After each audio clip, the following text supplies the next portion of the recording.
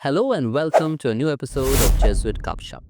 Our guest today has embraced the noble vocation of being a Jesuit brother. From being a man of numbers to a man in the fields, he is truly blessed with an immense variety of skills and talents. With Samuel D'Souza from Holy Family Church Andheri, here's Brother Wencesl Lemos SJ. Hello, Brother Wencesl, and welcome to this new episode of Jesuit Gupshup. What I learned about you before this episode is that you are a certified cost accountant. What led you to the Jesuits? Okay, so my qualification as cost accountancy, I believe, is a luck by chance thing. Oh, So what happens is in our group, we were studying the study group we had. There was a talk going that the passing percentage is very low in cost accountancy. So the way they pass the students would be they would throw the papers up for after correction, and whichever paper would fall on the table would be the ones who would be passed. So another thing was like I always used to have a deal with God. Like if you pass me, I'll do this. If you do this for me, I'll do this. So my vocation story also is related to it. As I was working while doing cost accountancy, I used to travel by trains to my workplace. And while going, I used to see the slum dwellers and the children over there. The question that would haunt me is what is the difference between their life and my life? Why have I been blessed to get all the necessary benefits, or so to say, lifestyle, which helped me in my education, which helped me to get job, whereas they are struggling for their life. So this question kept haunting me for a long time. And the answer came to me once I was listening to a sermon that you are made for these people. And that's how I started reflecting on my life. Like, why am I made for these people?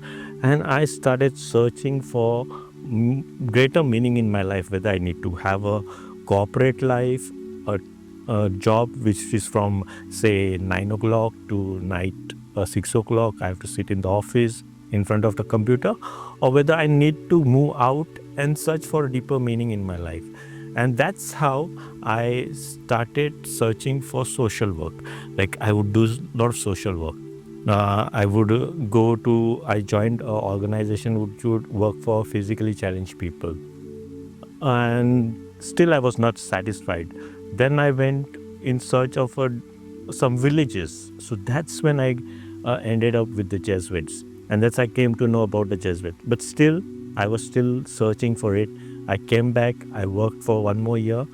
And finally, in the chapel, as I was I was talking to the Lord, I realized, there is where I need to take a jump. And I did join the Jesuits. okay, so that's an interesting story. But I find something more interesting is the fact that you have chosen not to become a Jesuit priest but stay as a Jesuit brother. So what is that story all about? So if you're aware that Jesuits also have a vocation to brotherhood. So the thing with me was I was not a very good practicing Catholic, you will say. The last church activity I would be participating was when I was in 4th standard before joining as an altar server. And after that, I never participated in any church activity throughout my young life. I joined when I was 26, and I had a little bit knowing about the brothers' vocation since I had a chance to interact with few brothers. And that's how I decided I don't want to be a priest, but I do want to work for the people, work with the people. And that's how I decided, like, okay, this is the vocation I want. Going further in the Jesuit way of life, I realized that God was actually calling me for this way of life, and I enjoyed it. And I still relish that I chose to be a brother, and I continue being a brother. So without any hesitation, I can call you bro. Bro, no problem, always. Now, every vocation in life has some challenges. What are some that you have come across, during your formation years? Yeah, the biggest challenge a Jesuit way of life gives you is to go to the depths of your inner being. So it opens up a wider horizon for yourself. It's not based on a catechism that you've learned in a childhood, but it gives you a spirituality that is broad and that is very deep. And yet you have to be rooted to your faith. Yet you have to go along with the faith that you are rooted into. So that is one challenge. The other challenge I feel is the contemplative in action. It's related to what I just said. The contemplative in action is something a Jesuit is expected to enjoy and relish the presence of the God in contemplation as you're sitting for your prayer. At the same time, he does the Ignatius won't want you to sit for the prayer all day long. He would ask you to get out and get into the problems of the people. Yeah.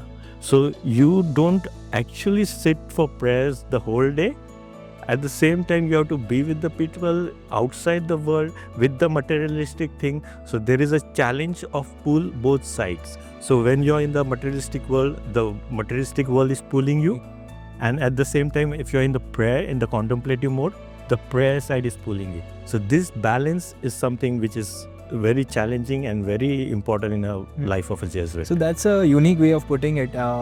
Any time that you faced doubts when you were facing these challenges? Definitely. Jesuit's life, or for me personally, it's a search.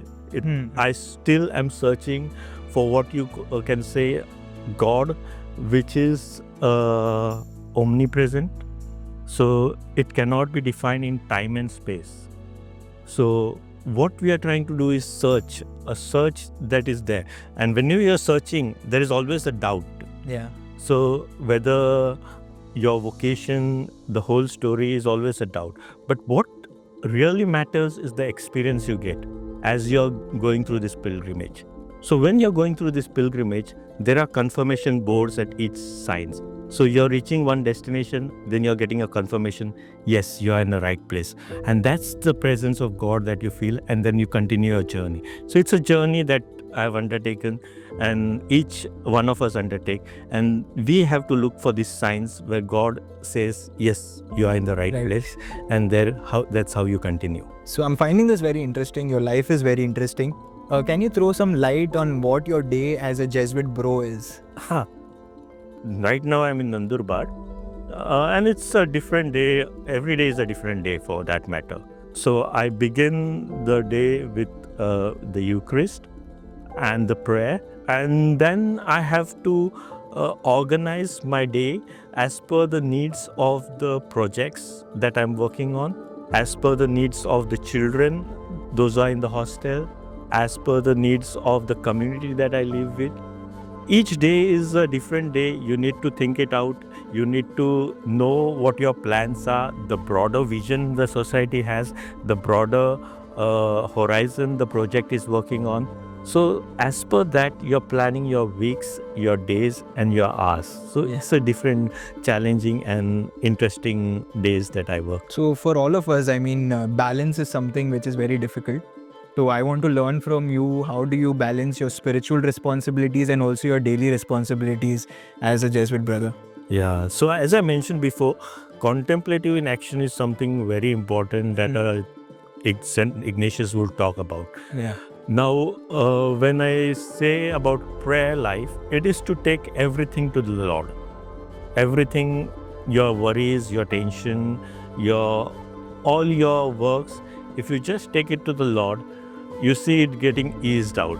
Yeah. But there are times when we forget that there is the existence of God. There is someone who is supporting you and who has been the center being of your being. Yeah. So what happens is you tend to get carried away with your work life. And that's when the whole tension comes to you. You feel you're lost. And suddenly you realize that there is a chapel where you can just sit and you can open up your worries and tensions to Him, and you get all the answers you need. So that's how I often balance. If it is a too much of tense thing, I just surrender it to the Lord, and I feel all my worries are answered. So thank you, brother, for sharing that. Maybe even we can get inspired by that. But just before this interview, you were in Manmad where education was your main apostolate, and now you are at Nandurbar where social action is more of a central role there, where what you do there. So can you throw some light on your projects? Yeah. So a Jesuit is called to go anywhere he is needed. My choice of interest would have been right from the beginning the social apostolate. But in the beginning of my Jesuit way of life in the apostolate, I was always being part of a school. Not that I dislike schools, but then there was an interest behind when I joined. So I would have loved to be in a social apostolate right from the beginning. So this school apostolate had many experience that I received, like building a school in Manmad, a new English medium school. The irony of that was that when it was deliberated whether we need to build a school, I was the one who was opposing it.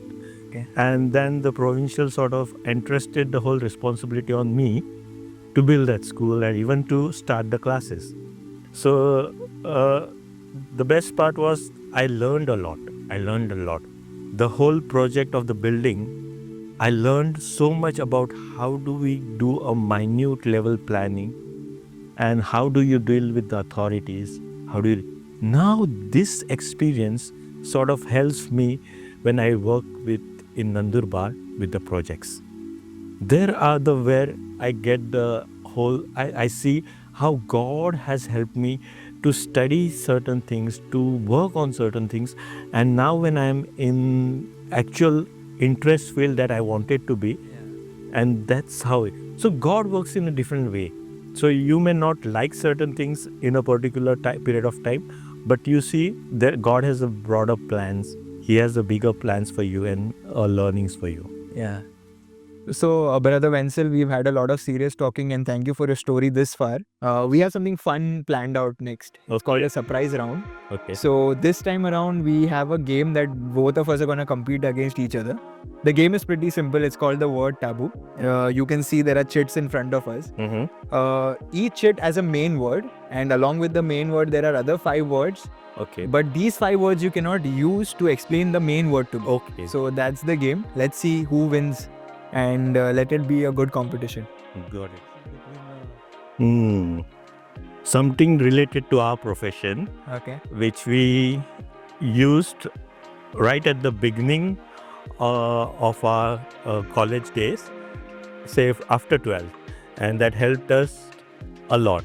Calculator. Exactly. Okay, that's common to us. I'll go next. I'll Okay. do the chit next. Let me see. Oh, okay. So this is something related to the constellations in the sky. People use it to predict the future. Astrology. Good one. Your chance next. Okay, this is a character from the Bible. Okay. He bit the big stone. Okay, David. So it's 2-1. You're doing a good job, bro.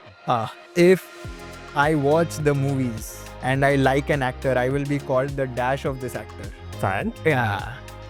Great. So your turn next. Oh, this is something seeing us right now. Okay. Cameras. Okay, that was so simple. So it's 3-2. I think this will be the last round. I hope you beat me or we can just share the spoils. We are called to carry our daily Cross.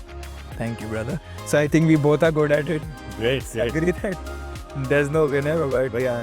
Thank you so much for this fun round. It was great to... The organizers are losers, Ali. So that was a lovely time, Brother Wencesl, playing this game with you. You were a total sport. So thank you very much. That brings us to the end of this episode, and I would like you to share a few final words with our viewers. So if any message that you want to give. Oh, surely. The difficulty that the youngsters face today, or I find many of the youngsters they distance themselves from the God. They find God up above, sitting in heaven, watching them. But what is my experience, and I would like them also to experience, is to find God in their day-to-day life.